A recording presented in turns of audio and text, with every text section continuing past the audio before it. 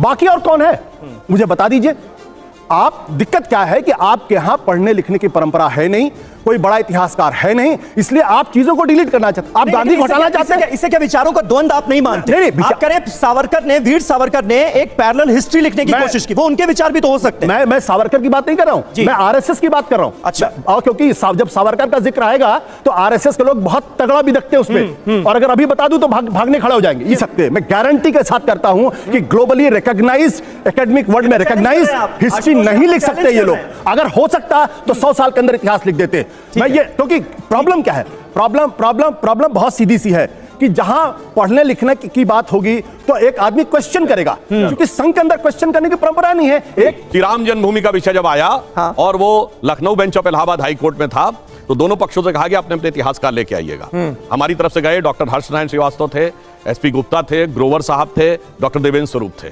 दो को तो मैं पर्सनली जानता हूं। इनकी तरफ से वही सब जेएनयू ब्रांड गए थे, जिसमें आर एस शर्मा जी थे, सूरज भान थे, रोमिला थापर थे, मगर वो अपने रिप्रेजेंटेटिव के थ्रू गए। अब देखिए कोर्ट में क्या गया, बहुत पढ़े लिखे हैं ना।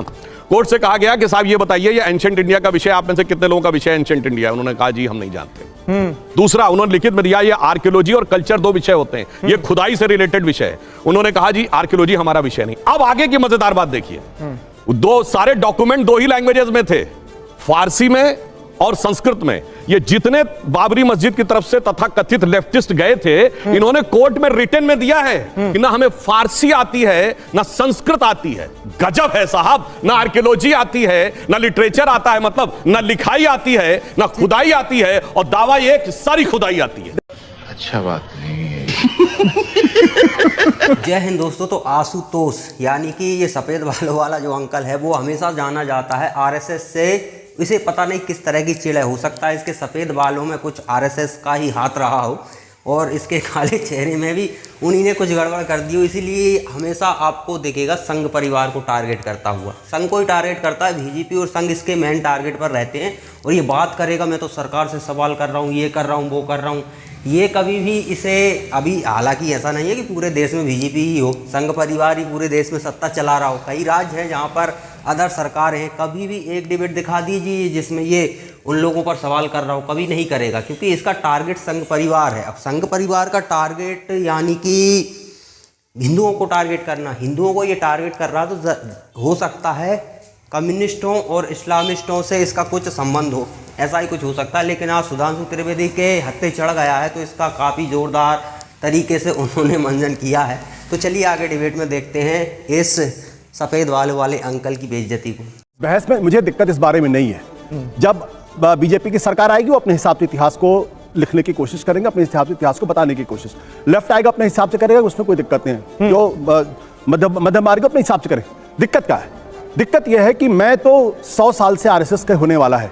एक ग्लोबली रिकॉग्नाइज्ड संघ का इतिहासकार मुझे बता दीजिए जिसको पूरी दुनिया रिकॉग्नाइज करती हो। आप इतिहास डिलीट कर दीजिए, कोई दिक्कत नहीं है, इतिहास लिखिए। तो आप इतिहास आप बार बार कहते इतिहास में गलत, अरे गलत पढ़ाया जा रहा तो लिखो ना इतिहास। बनो ना रोमिला थापर की तरीके से एक बड़ा इतिहासकार, बनिए ना बिपिन चंद्रा की तरीके से, बनिए ना केन पनिकर की तरीके से, बनिए ना सतीश चंद्रा की तरीके से। क्यों नहीं आपके यहाँ कोई बड़ा बड़ा इतिहासकार पैदा हो पाए जो लिख पाए, जो हिस्ट्री कर।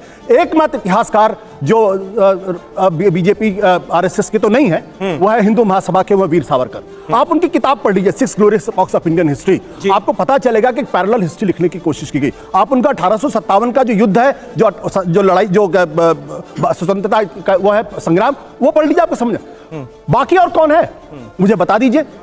आप दिक्कत क्या है कि आपके यहां पढ़ने लिखने की परंपरा है नहीं, कोई बड़ा इतिहासकार है नहीं, इसलिए आप चीजों को डिलीट करना चाहते हैं। आप गांधी को हटाना चाहते हैं। इससे क्या विचारों का द्वंद्व आप नहीं मानते? आप करें सावरकर ने, वीर सावरकर ने एक पैरेलल हिस्ट्री लिखने की कोशिश की, वो उनके विचार भी तो हो सकते हैं। मैं सावरकर की बात नहीं कर रहा हूं, मैं आरएसएस की बात कर रहा हूं। अच्छा, और क्योंकि जब सावरकर का जिक्र आएगा तो आरएसएस के लोग बहुत तगड़ा भी दिखते हैं उसमें, और अगर अभी बता दूं तो भागने खड़े हो जाएंगे। ये ठीक है, ये सब दोगलापन है। मैं तेरा दोगलापन उतारता हूं। अब उन्होंने कहा रोमिला थापर बहुत बड़ी इतिहासकार हैं, जिनका वो वीडियो आपने देखा होगा। इन्होंने कहा जब युधिष्ठिर को राज्य संभालने के लिए कहा जा रहा था तो उसके मन में भाव आया कि नहीं, मैं राज्य नहीं संभालना चाहूंगा। Renunciation was inspired by Ashoka. मतलब जो युधिष्ठिर का इंस्पिरेशन अशोका से लेने की बात करते हो, वो कितने महान इतिहासकार होंगे सब समझा। और आज तो बहुत सारे लिटरेचर अवेलेबल हैं। ये 60 और 70 के दशक में ये जो इन्होंने कहा ना, बिल्कुल सही बात है। बिल्कुल सही बात है। संघ की तरफ से किसी भी इतिहासकार बुद्धिजीवी को स्थापित नहीं होने दिया गया, और मैं इस डिबेट में उसमें डिटेल में नहीं जाना चाहता हूं। मैं दर्शकों से कहता हूं, जाके पढ़िए Mitrokhin's archive KGB and the world part 2, जाके पढ़िए यूरी बेजमनेव जो केजीबी का जासूस था, भारत में रहता था, उसका डिटेल पढ़िए, आइडियोलॉजिकल सबवर्जन, सब आपको क्लियर हो जाएगा कि ये किस प्रक्रिया के तहत हो रहा था। वो विषय छोड़ देते हैं। हाँ भाई, कैसी लगी? आगे स्वाद। सावरकर लिख सकते थे, आप क्यों नहीं लिख सकते थे? 1925 से लेकर 1947 तक तो कांग्रेस का शासन नहीं था ना। लिख के दिखाते ना कम से कम। जो लोग इतिहास लिखते हैं वो आके स्टूडियो में बोलते नहीं, वो लिखकर मोटा पथन्ना लिख के चले जाते हैं, लोग उसको पढ़ते हैं, उसके आधार पर विमर्श कर। दिक्कत क्या है? जो इतना ज्यादा टैलेंट डेफिसिट असंघ परिवार के अंदर है कि वो इतिहास लिख ही नहीं सकते। मैं गारंटी के साथ करता हूं कि ग्लोबली रिकॉग्नाइज, एकेडमिक वर्ल्ड में रिकॉग्नाइज हिस्ट्री नहीं लिख सकते ये लोग। अगर हो सकता तो 100 साल के अंदर इतिहास लिख देते। मैं ये, क्योंकि प्रॉब्लम क्या है? प्रॉब्लम बहुत सीधी सी है कि जहां पढ़ने लिखने की बात होगी तो एक आदमी क्वेश्चन करेगा, क्योंकि संघ के अंदर क्वेश्चन करने की परंपरा नहीं है। एक चालक अनुवर्तित तो वहां पे है कि एक चालक नेता ने जो कह दिया उसको फॉलो करना है। मोदी जी ने कह दिया, सब आंख बंद करके फॉलो करते हैं। दिक्कत यहां पे है, जो संघ चालक कह देते सब आंख बंद करके फॉलो करते हैं।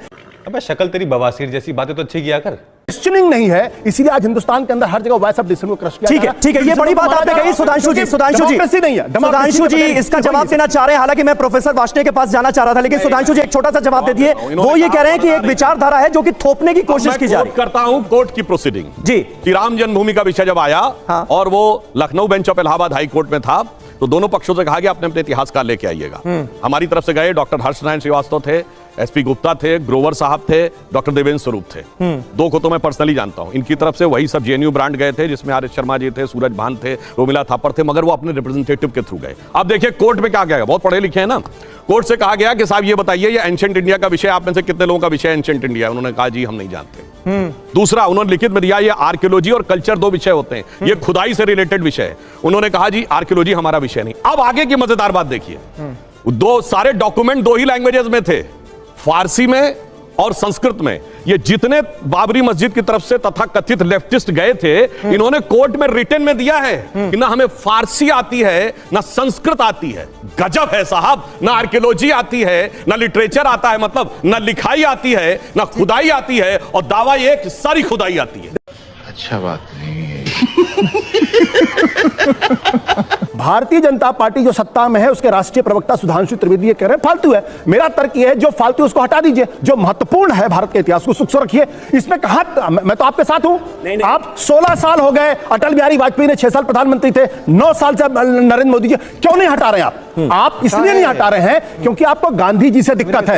ये वो संस्था है जो गांधी वध कहा करती थी 1962 तक, उसके बाद गांधी से नहीं लड़ पाए तो प्रातःस्मरणीय कर दिया। सुधांशु जी बैठे, पूछिए गांधी वध कहते थे कि नहीं कहते थे, उनसे पूछिए। और अगर ये ना माने तो गीता लेकर आइए और गीता पे हाथ रखवाइए इनसे। अच्छा सुनिए, गांधी वध का नाम इसलिए दिक्कत इनको, भगत सिंह टेररिस्ट थे और 2016 में जब हमने संसद में सवाल उठाया तो कहते हैं अगले एडिशन में हटा देंगे। बोलिए टेररिस्ट कहा था कि नहीं? बोलिए भगत सिंह को टेररिस्ट कहा था कि नहीं? उस पर हाथ रखकर बोले, हाथ रख के बोलो भगत सिंह को टेररिस्ट कहा था कि नहीं? गांधी वध कहा जाता था या नहीं कहा जाता था? भगत सिंह को टेररिस्ट कहा जाता था या नहीं कहा जाता था? टेररिस्ट, रिवॉल्यूशनरी टेररिस्ट बोलने वाले लोग आज आके भाषण देते हैं। भगत सिंह ने आपके बोलिए टेररिस्ट कहा था कि नहीं? बोलिए टेररिस्ट कहा था कि नहीं? आपके बारे में क्या कहा? अरे सुभाष चंद्र बोस ने आपके बारे में क्या कहा?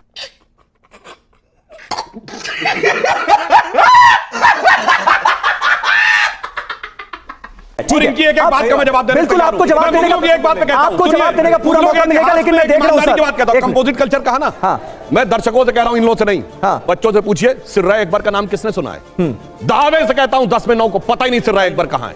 बताएं कहां से? कंपोजिट कल्चर वहां से आया, औरंगजेब का बड़ा भाई था। फिर बोलने लगे बीच में, फिर बोलने लगे बीच में। पूरी बात कंप्लीट करिए।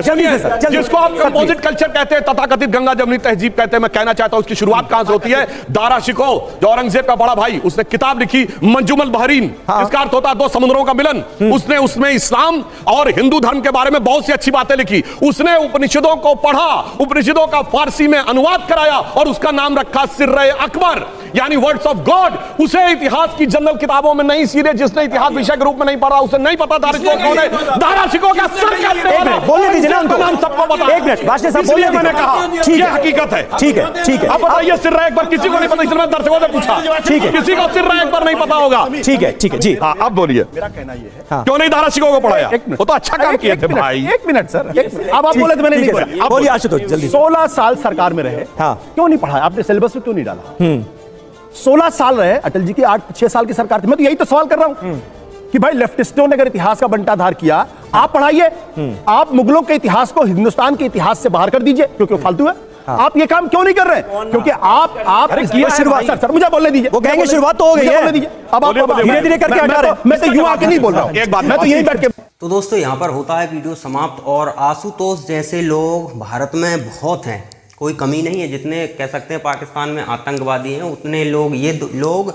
अब आप देखिए कि ये कभी भी पाकिस्तान से संघर्ष हो, चीन से संघर्ष हो, तो इनकी भाषा को ध्यान से समझो तो ये भारत को टारगेट करते हुए आपको नज़र आएंगे। और अगर आप इनकी बातों को समझेंगे, क्योंकि देखिए ये लोग कभी भी उन लोगों को टारगेट नहीं करते जो हमेशा चीन और पाकिस्तान के आगे नतमस्तक रहे हैं। उन लोगों को कभी ऐसे लोगों को टारगेट करते। और देखिए सीधी सी बात ये है, लाग लपेट की बात नहीं, इन लोगों को उन सरकारों से मिलता है कुछ खाना पीना, कुछ मतलब माल मसाला मिलता है। बीजेपी कुछ नहीं देती है। इस तरह के दलालों को तो बीजेपी वैसे भी कुछ नहीं देने वाली। जो भारत को टारगेट करते हो, संघ को टारगेट करते हो, बीजेपी को टारगेट करते हो, हिंदुओं को टारगेट करते हो, तो इनको बीजेपी से तो कुछ मिलने की उम्मीद नहीं है। तो ये चाहते हैं कि किसी भी तरह से जनता में अविश्वास पैदा कर कर बीजेपी को सत्ता से दूर किया जाए। और अपने लोग जब सत्ता में आएंगे तो फिर वो मज़े चलते थे पहले, ये लोग अब बेरोजगार हो गए हैं। एक समय में इनका रौला चलता था, प्रधानमंत्री कहीं जा रहा है तो सरकारी खर्चे पे ये लोग उसके साथ जाते थे। ये इनका समय रहा है। अब ऐसी स्टाइलिश लाइफ जीने वाले व्यक्ति अचानक से फुटपाथ पर आ जाएं तो जाहिर सी बात है तो वो बीजेपी को टारगेट करना ही करना है, क्योंकि अब थोड़ा बहुत ही बीजेपी विरोधियों से मिल सकता है। और यही इस कालूतोष का मेन कैरेक्टर रहा है। क्योंकि देखिए कोई भी पत्रकार होगा, कोई भी इंटेलेक्चुअल होगा, वो अगर सवाल पूछता है तो वो सभी से पूछता है। ईमानदार व्यक्ति तो उसकी भाषा बता देती कि यार, क्योंकि देखिए वो पश्चिम बंगाल में भी पूछेगा, मध्य प्रदेश में भी पूछेगा, राजस्थान में भी पूछेगा, उत्तर प्रदेश में भी पूछेगा। ऐसा नहीं है कि वो उत्तर प्रदेश में पूछेगा और जैसे ही अदर स्टेट जहाँ पर अदर पार्टियों की सरकार है, पश्चिम बंगाल एग्जाम्पल के लिए, वहाँ पर ये मौन हो जाते हैं। तो ऐसा करने वाला समझ जाओ कि कुछ ना कुछ गड़बड़ है।